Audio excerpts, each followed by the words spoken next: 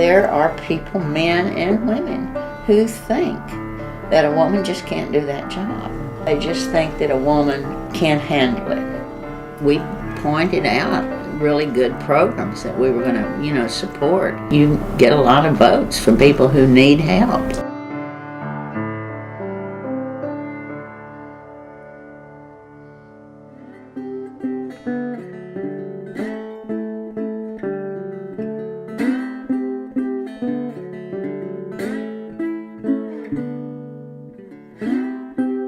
I was immediately interested in politics.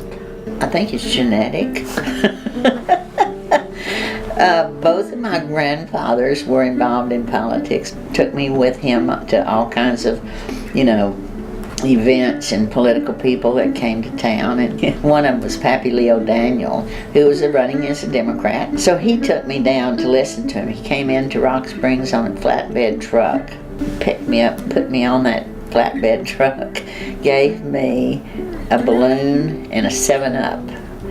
And that's the first time I'd ever had those two things. And I was very excited. And I thought, I'm just going to be a Democrat.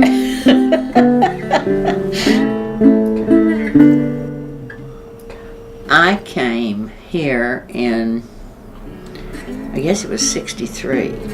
Richard Moya, I was really active in his campaign. And LBJ, I was really active in his campaign.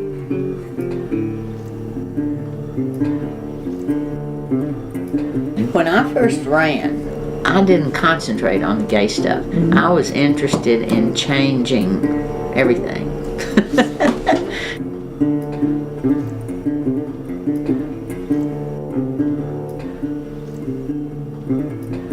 One of the big events that happened when the first day I was on the council, or the first week maybe, was when Dr. Seabrook, who was president of Houston Tilson, dropped dead right there in front of us. And so I went down and gave him mouth to mouth. Now, let me tell you, I got really death threats about that.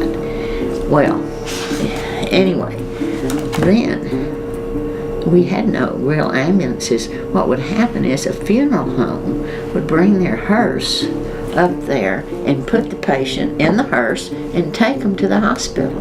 Well, you know what a hearse means? It's lights out. And I thought, man, that is just stupid. I was the first person to ever introduce the possibility of 911. And that created the biggest controversy in the whole world, that Austin was not a city that would never need 911. Eventually that came to pass. I was really interested too, very much in women's rights, making sure that we had, representations everywhere. We had the first women's center, which helped women with employment, within education. We also had the Battered Women's Center. On our boards and commissions, we made sure that women were included. We had a lot of programs for women.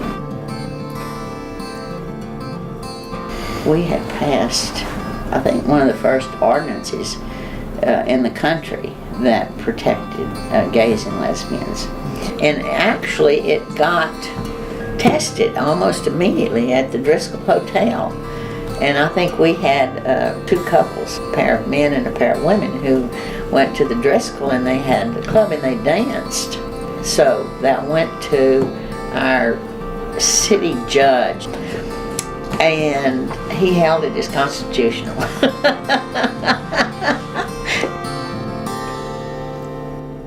We did have some religious dissents about what we passed, and one of them was, God bless him, the Reverend O'Chester, who was the preacher of the Baptist church. He was very active in politics, and he would preach Sunday morning on TV. He was the biggest church in Austin, and he would attack me personally. The Reverend O'Chester would call me a wanton woman from the pulpit on TV. I loved it, and I would sit up every Sunday morning. I'd get up and watch his sermon just to see what he was going to say about me. And I loved it. I was not offended by that at all. I just laughed. I don't get offended too much.